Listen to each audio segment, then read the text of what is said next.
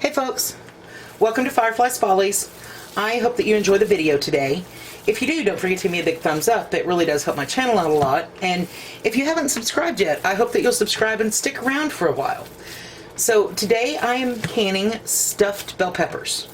Now we're going to be processing cold, so cold ingredients, cold jars, cold canner, and you see there's not a canner even up here yet. So what I have done so far is I have mixed up my meatloaf. Now, let me tell you, when I am canning, I need to get my hands washed. When I am canning meatloaf, I do not add, hold on, let me get my hands washed real quick because I know the sink is loud.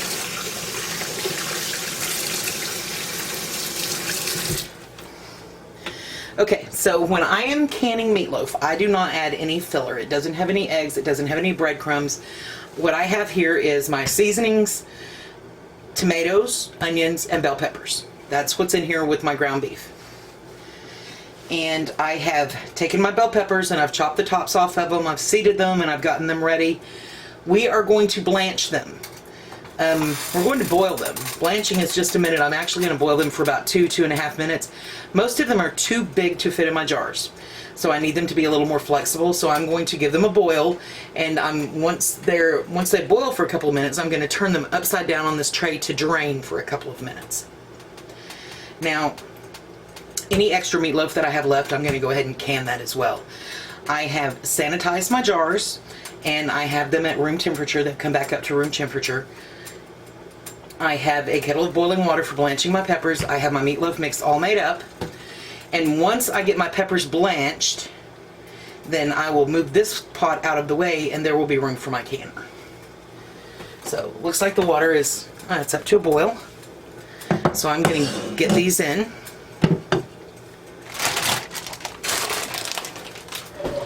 Gonna need tongs to get them out.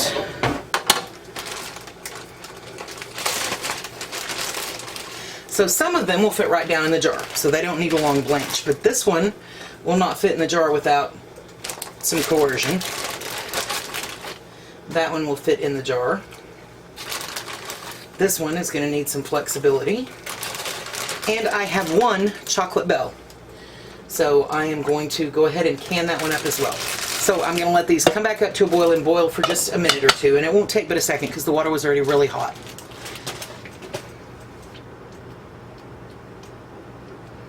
Alright, so I'm going to bring these back up to a boil, and I'm going to let them boil for just a couple of minutes and get them draining and get my canner set up, and I will bring you back.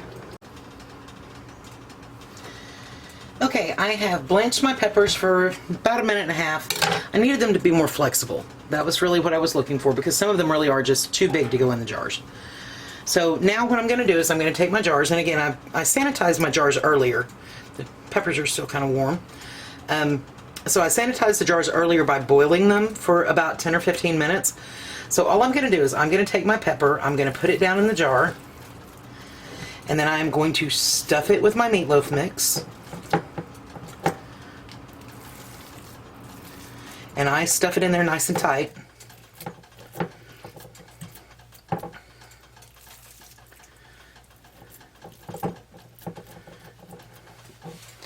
And I'm going to sit it to the side and do the next one.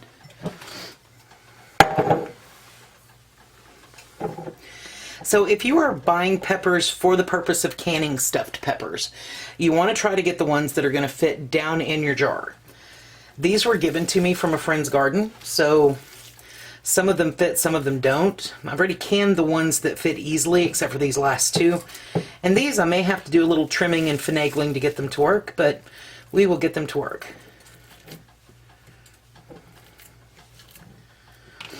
And again, I'm very generous with the meat stuffing that I put in.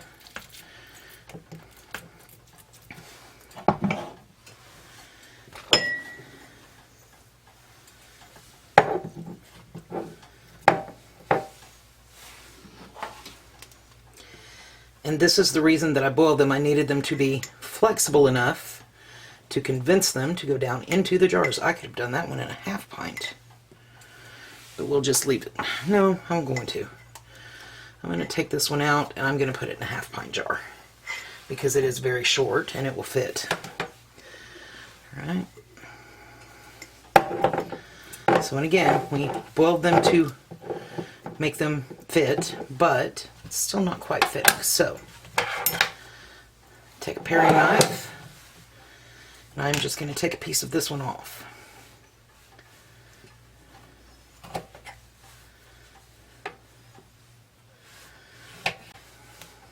Alright, so I cut this piece off, so I'm going to put it in first, and then I'm going to take this piece and I'm going to curl it up and put it down in beside.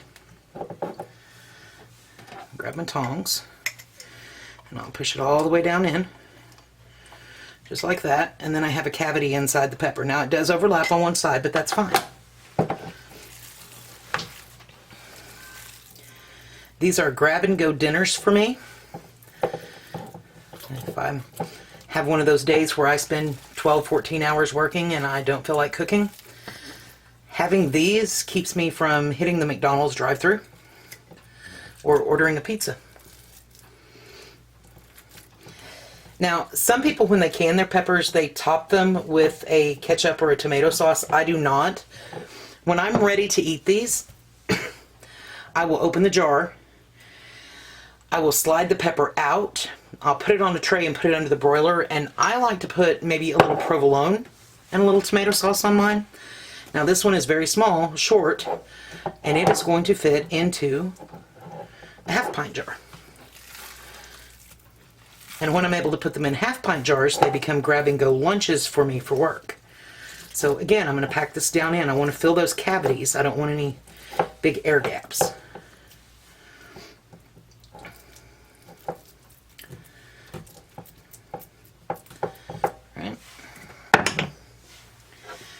And then we have this one, which may or may not make it into a jar. I may have to trim this one as well. Oh, it's going to go. Yay!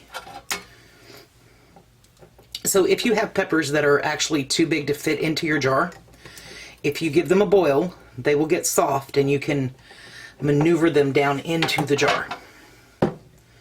Now, if they're huge, obviously that doesn't work like that one that we had, but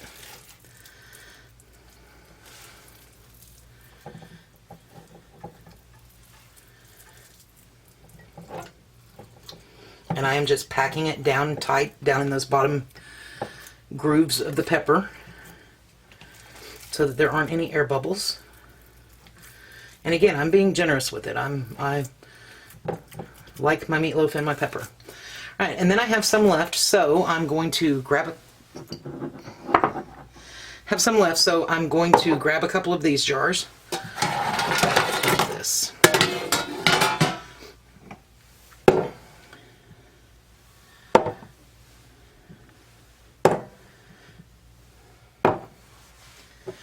So there are our 5 stuffed peppers. And now I'm going to, and you want to pack this in. You don't want any big gaps down in it.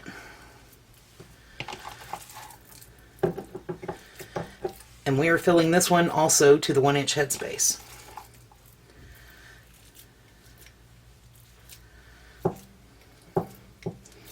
And again, I'm packing it in there.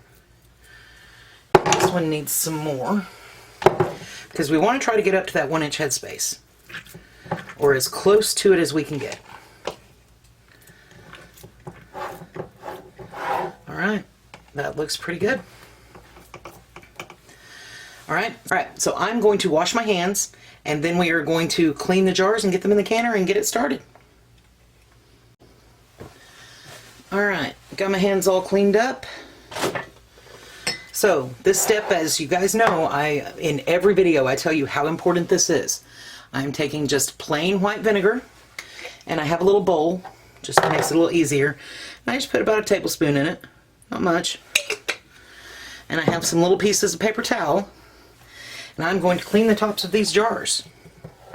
Especially when you are packing meat, you want to make sure that there is nothing there that is going to interfere with the seal. And vinegar will cut fat. So if you're packing pork or beef or anything that might have a little extra fat in it, that vinegar will take care of it.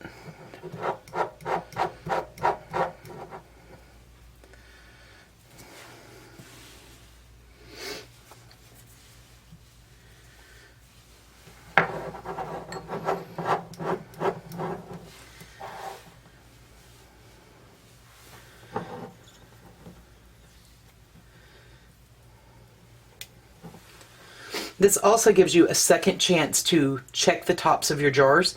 Now, when I wash them before I sanitize them, I always feel the tops of the jars to make sure that there are no nicks or bumps. But this just gives you a second chance. I want to give that one more wipe just because it's kind of up there. All right. Now, because we are pressure canning, we do not need to boil or simmer our lids. So lids go on.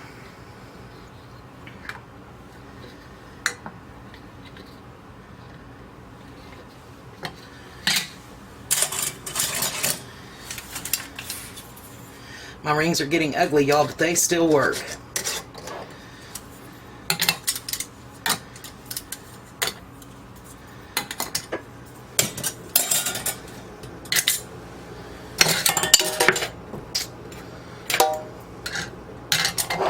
Alright, rings go on fingertip tight. You don't want to wrench them down, you want to be able to move them.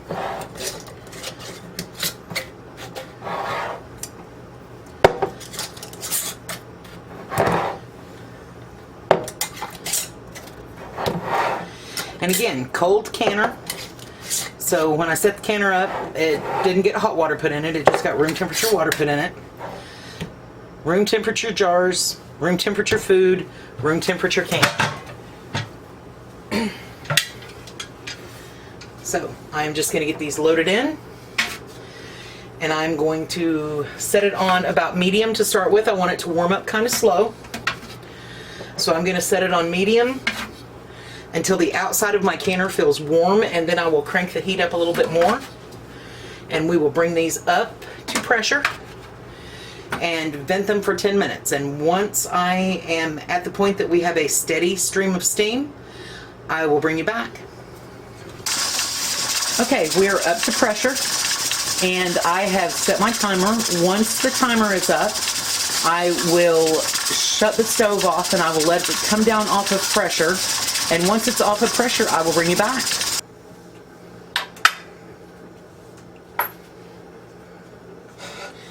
Okay, so the canner has come down off of pressure. And the lock has dropped, and I've let it sit for about 5 minutes. I'm being very careful to open away from me because there's a lot of steam still in there.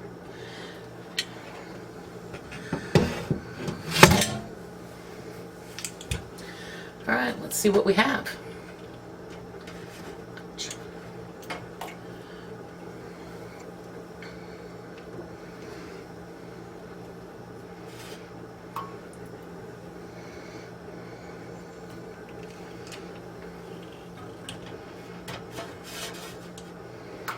That one is just meatloaf.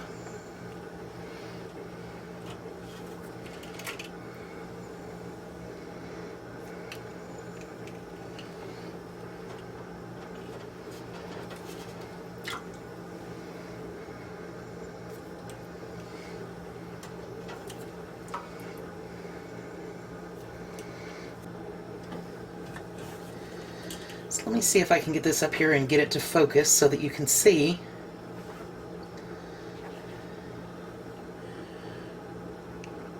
Is it focusing? So it's still bubbling away, and it cooked.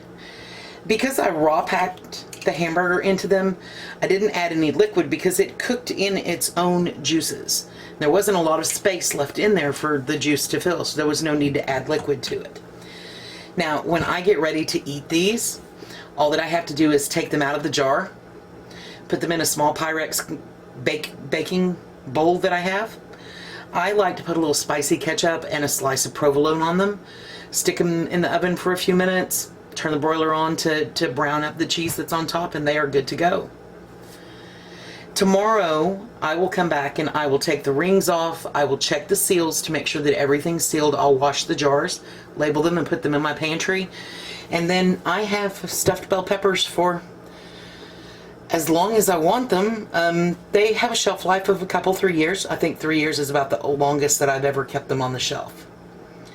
I do hope that you enjoyed the video today, and if you did, please don't forget to give me a big thumbs up and share the video. Leave a comment. It really does help to get my channel out there. If you haven't subscribed yet, I hope that you will, and stick around for a while. If you hit the notification bell, they'll let you know when I upload a new video. Thank you so much for watching today. Have a great day.